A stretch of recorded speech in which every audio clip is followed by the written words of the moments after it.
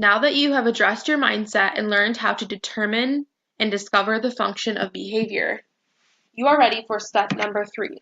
Step number 3 is called owning and implementing your behavioral goals. We touched on this topic previously in this training, but I wanted to have this step go a little bit more in depth regarding goals, but especially regarding how to own and implement your goals. Now, owning might sound a little weird, but I titled it this way because I really want you to be proud of the goals that you and your child have set together. I want you to apply them consistently and confidently because you know that having them in place will help your child succeed. You know that you created smart goals that are going to be realistic, measurable, specific, achievable, relevant, and timely. And using all of those factors, you know that you're on your way to success. But just because you have those goals in place, don't just stop there. Now is the point when you can either be the advocate for your child and help them succeed, or you can forget about your goals and see the cycle of behavior repeat again, which would ultimately lead to frustration and burning out. Your job as the adult is to make sure that the child is working towards his or her goals consistently and in every setting. This means that the goals are worked on at home, at school, and in the community. Many times I have seen children who have goals at school, but it seems they do nothing to work on the goals outside of school.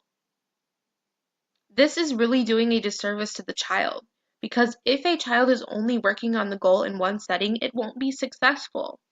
Think about how much more success your child could have if his teachers, his baseball coach, his Sunday school teacher, and his parents were all talking to him about his behavior.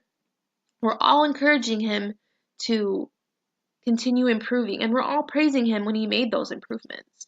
Children need consistency from all parties, school, home, and their community when it comes to their goals. They also are so smart and perceptive that they see through our faults. And if we tell them that we're using these goals that we're going to create and we don't take it seriously and apply it, they're not going to take it seriously either. So if they see that you're talking about them refusing to follow directions at home, but you're not doing it anywhere else, they don't really think it's an issue. So when they go somewhere else, they're not going to care about their behavior, or vice versa.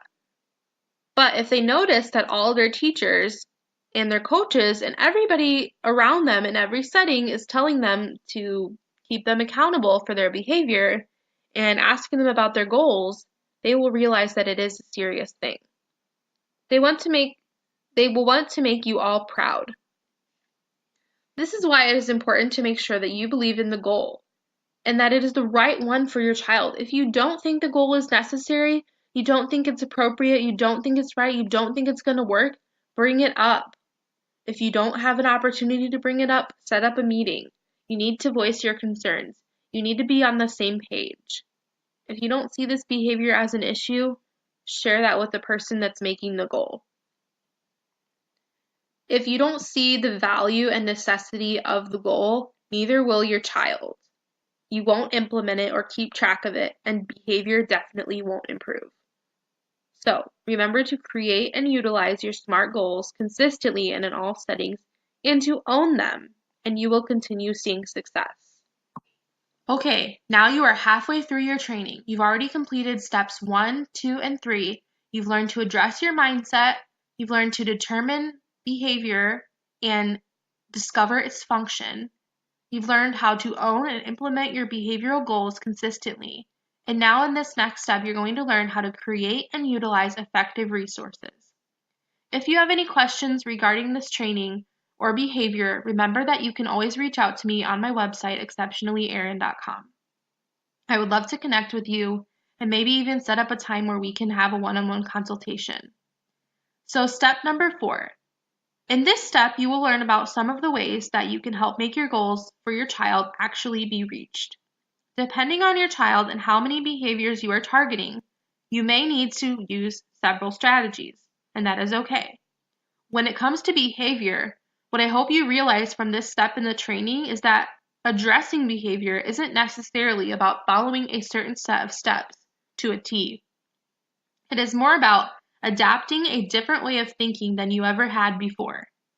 Just like when you try to lose weight, if you attempt these strict diets where you're deprived of food that you enjoy and you attempt to work out on these crazy schedules 7 days a week, twice a day, you might lose a little weight in the beginning, but it probably won't stick. You're going to eventually break down, you're going to have a couple cheat days, and eventually you'll fall off the wagon altogether and you won't stick with it and you won't have those results. What you will learn is that if you really want to lose weight, you need to change your lifestyle to where you're just eating healthy foods in a natural way. You're not indulging as frequently as you used to, and you're not skipping workouts. You're continuing to be healthy and exercise each day. If you adapted these changes into your lifestyle, you would be way more likely to succeed at your weight loss goals than just trying to use this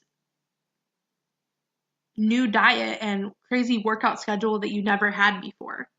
In the same way, if you try to implement all these brand new strategies and unfamiliar resources as you try to solve behavioral issues, you won't see the best results. Maybe you'll see some initial response, but you will soon burn out because you tried to do so much at the very beginning. So, instead of trying to apply every new strategy you learn right away, try to change your behavior lifestyle. Look at behavior in the same way that you would look at losing weight. In the long term, in order to see the best results, you would need to adapt a new way of thinking and slowly but consistently implement those new strategies so that they will actually stick and produce results for the long term. So, now that I went on that little rant and explanation of behavior and how it's similar to weight loss, let me share with you some specific strategies that you could use to help you understand how you can go about choosing the right action steps for addressing your child's behavior. First, you need to consider the behavioral issues that your child is having. Aggression, property destruction, work or school refusal, eloping or disrobing, or anything else that your child is struggling with. You've already identified these in previous steps in this training. Then remind yourself what you identified as the reason for this behavior or the consequence. Remember the ABC pattern? What was the child trying to obtain from this behavior? Attention, sensory input? Did they want to escape an unwanted task? Or was this behavior a result of a lack of scheduling and structure? This could be the case if you have a child who's on the spectrum or who has autism. If you don't have a schedule in place, many times this can lead to certain behaviors. There can also be very small things that occur that throw off a child that are harder to identify. For example, if you tell a child you're going to do something and you don't do it, many times that can lead to a meltdown. This is where specific note-taking is so helpful, even if you can't physically write down notes every time a behavior happens. Take out your phone and record yourself explaining as much as you can of the details. Now, don't do this if you're not the child's parent, obviously.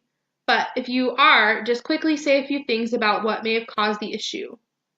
Or if you are not their parent, you can just record yourself talking and not the child, describing what happened. Many times as a teacher, on the way home from school, I would have an opportunity to be in the car by myself and I would have just my own recap session of the day. And if I had an issue with the student during that day, I would think back to what happened and how I could have prevented it. Many times that was very helpful for me in helping me to prevent the future behaviors.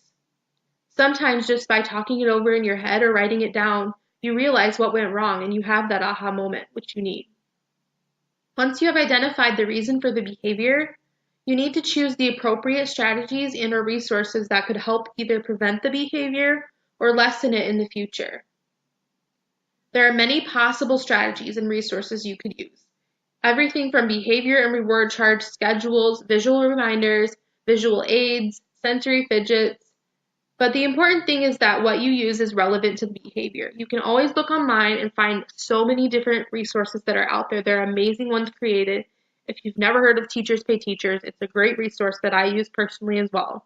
But you can also just create things yourself or ask your school that your child attends if they have anything they've used with children before, because there are so many resources out there. Don't let not having a resource stop you. You can definitely find one. Additionally, if you want something created for you personally, you can always reach out to me, and I would love to create something for you, work with you one-on-one, and understand your situation and help you develop effective strategies.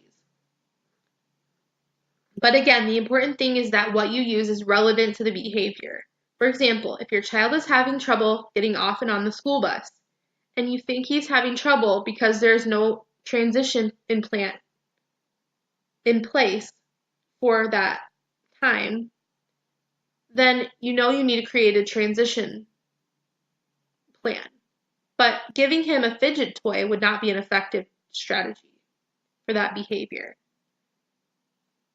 So the important thing is just remembering that you need to choose something that is relevant and that you can easily implement yourself. Don't use something that you don't understand or that's very complicated, because you won't use it if you don't understand it. After you choose a strategy, or a couple if more than one is needed, then all you need to do is begin implementing that strategy whenever that behavior typically happens so that you can prevent it. Be consistent and use the strategy at every possible occurrence of the behavior to the best of your ability. You should be able to go back and see your notes and see when the behavior is happening, during what activities, during what times of the day, and then you know that you need to make sure you use that strategy before those things happen so the behavior does not occur. There may be times where you forget to do it or you don't quite do it as well as you would have hoped, but don't beat yourself up. Please, don't beat yourself up. Keep working at it, and eventually, like any other pattern, you will do it without even noticing you did. So, if you don't already have some strategies in mind, please again start researching, looking for different things you could be using. Start with just one behavioral resource and start applying that today, and you will see success and improvement.